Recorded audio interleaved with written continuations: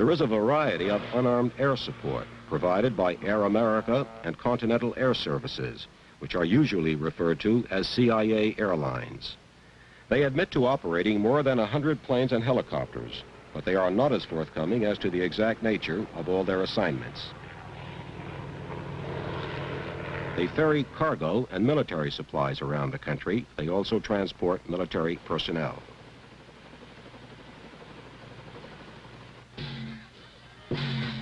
The people of Vientiane and Laos have been described as the least urgent souls on earth. To hurry, to be desperate or frantic, the way a Westerner might be in the face of crisis, is looked upon with national embarrassment as a confession of human bankruptcy. Vientiane is a city that can live side by side with its worst enemies.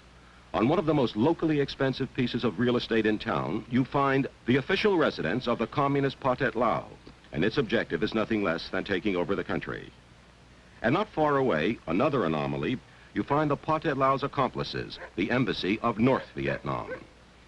Even the North Vietnamese may be a bit perplexed to find themselves sharing a capital with the embassy of South Vietnam just a few dusty streets away. That is Laos. What else is Laos is that you can find the embassy of Communist China in the midst of all this. And everyone knows that Peking helped supply the guns to the Pathet Lao and to the North Vietnamese in their effort to make Laos a communist state.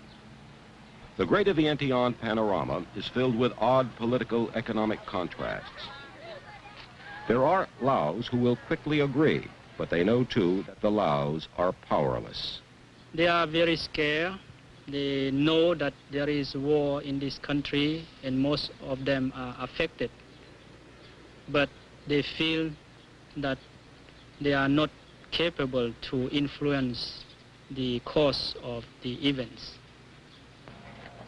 A funeral in Vientiane for a cabinet minister's pilot's son.